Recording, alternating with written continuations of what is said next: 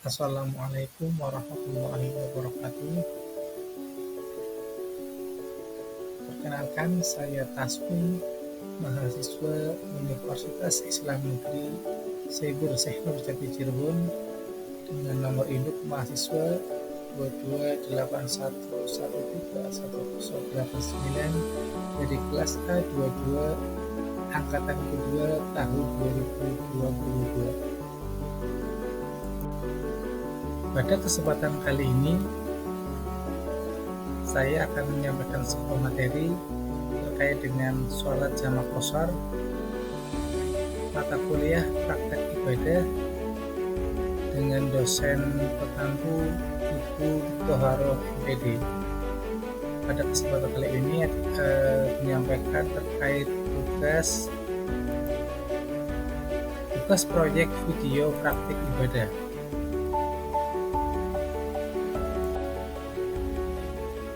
Terkait dengan materi sholat jamak qashar, ada dua kompetensi dasar. Yang pertama itu menjelaskan sholat jamak qashar dan melakukan sholat jamak qashar. Pengertian sholat jamak adalah menggabungkan atau menentukan dua sholat waktu dan dilaksanakan dalam satu waktu, seperti mengerjakan sholat zuhur dengan asar. Yang keduanya dikerjakan dalam waktu zuhur saja atau dalam waktu asar saja. Terus bagaimana hukum sholat jamak? Hukum mengerjakan sholat jamak adalah mubah atau diperbolehkan bagi orang-orang yang memenuhi syarat. Hadis Rasulullah SAW artinya dari Anas ia berkata, Rasulullah apabila ia bepergian sebelum matahari tergelincir, maka ia mengakhirkan sholat zuhur sampai waktu asar. Kemudian ia berhenti lalu menjamak antara dua sholat tersebut. Tetapi apabila matahari telah tergelincir sebelum ia pergi, maka ia sholat zuhur kemudian naik ke kendaraan. Diriwayatkan oleh Ahmad, Bukhari, dan Nasai. Selanjutnya ada syarat sah sholat jamak. Yang pertama itu dalam perjalanan jauh yang jarak tempuhnya kurang lebih 17 km atau 3 farsah. Sebagian ulama mensyaratkan jarak tempuh sampai 80 km. Jadi antara jarak 17 km sampai dengan 80 km kiranya membutuhkan kita untuk menjalankan sholat sesuai dengan waktunya, maka kita melakukan jalan sholat. Perjalanan itu tidak bertujuan maksiat, tujuan baik seperti silaturahmi dan rekreasi. Juga dalam keadaan kelaparan dan suasana kurang satu jannah amin Allah bencana. Lalu sholat yang boleh dijamak itu apa saja? Di antara sholat 5 waktu dalam sehari semalam, pasangan sholat yang boleh dijamak adalah pertama subuh dengan asar, yang kedua maghrib dengan isya. Demikian sholat subuh tidak boleh dijamak. Demikian halnya tidak boleh menjamak sholat isya dan maghrib. Selanjutnya ada macam-macam sholat jamak. Pertama ada jamak maghrib, kedua ada jamak maghrib. Selanjutnya kita bahas materi tentang sholat qashar. Sholat qashar itu menjalankan sholat fardu dengan cara meringkas dari 4 rakaat menjadi 2 rakaat. Dengan demikian, sholat yang boleh diqashar adalah sholat yang jumlah rakaatnya 4 rakaat, yakni sholat zuhur, asar, dan isya. Apa sih hukumnya? Hukum melakukan sholat qashar adalah mubah, diperbolehkan, dan sah jika persyaratannya terpenuhi. Selanjutnya ada syarat sah sholat qashar. Yang pertama seperti benar, yaitu dalam perjalanan jauh yang jarak tempuhnya kurang lebih 70 km. Dua, perjalanan itu bertujuan baik tidak ujian. Tiga, dalam keadaan ketakutan dan rasa khawatir yang sangat kurang sakit cerita dan berbalik. Selanjutnya ini materi yang saya sampaikan yaitu sholat jamak kosong. Sholat jamak kosong itu melaksanakan sholat secara berjamaah sekaligus kosong diringkas. Rukun dan syarat sahnya sama dengan sholat jamak dan sholat kosong. Apabila kita sudah paham tentang cara sholat jamak dan sholat kosong, maka tidak sulit untuk mempraktikkan sholat jamak kosong sekaligus. Yang perlu diperhatikan adalah sholat yang jumlah rakaatnya 4 dalam sholat jamak diringkas menjadi 2. Sebagai contoh, ketika menjalankan sholat subuh dan asar, sholat yang dilakukan adalah 4 rakaat sholat subuh dan 4 rakaat sholat asar. Dan ada dua kali salam. Saat menjalankan sholat sekaligus, sholat yang dilakukan adalah 2 rakaat sholat subuh dan 2 rakaat sholat asar dan 2 kali salam. Kemudian itu materi pada selanjutnya kita simak praktek sholat jamak kosong. Bismillahirrahmanirrahim. Usolli fardhu dhuhri rak'ataini majmu'an ma'al asri jam'a taqdimi qasran lillahi ta'ala. Allahu akbar.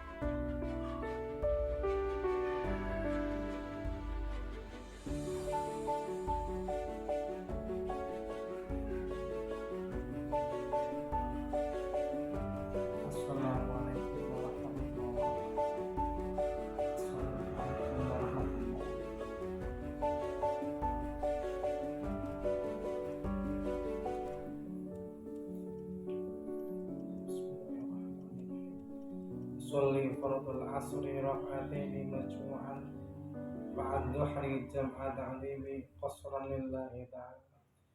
Allahu akbar.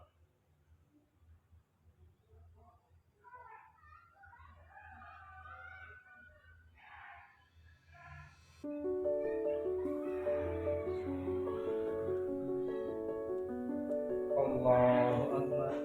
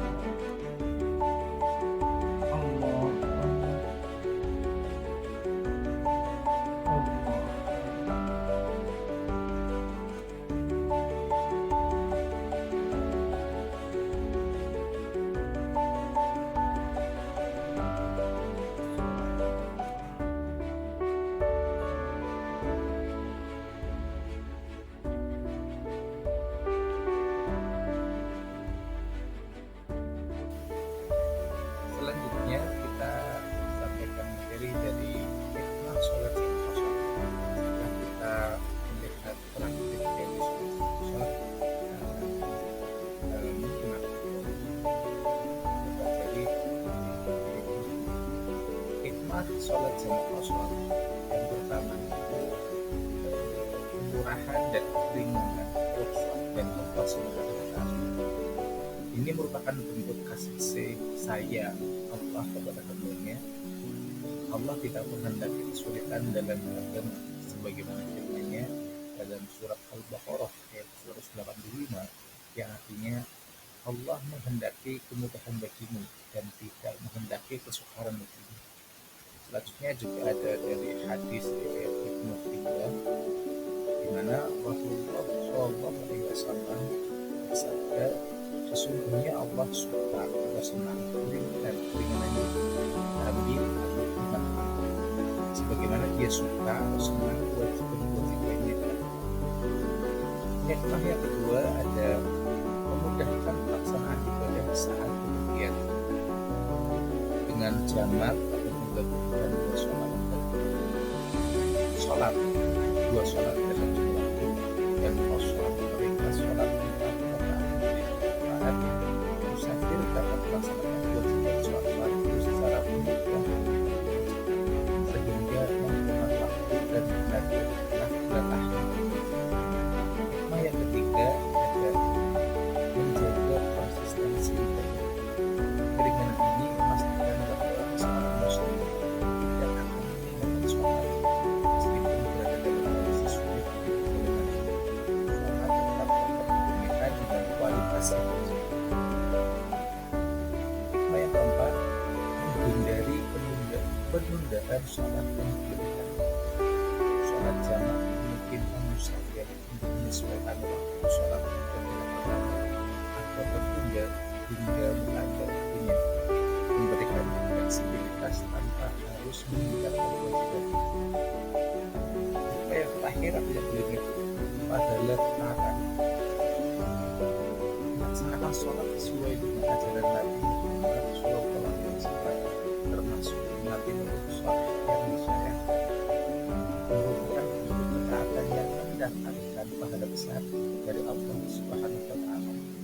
Bahkan ada pendapat yang menyatakan bahwa melaksanakan sholat dengan rukhsah lebih utama daripada meninggalkannya dalam keadaan syafar yang memenuhi syarat. Demikian materi yang bisa saya sampaikan. Terima kasih. Wassalamualaikum warahmatullahi wabarakatuh.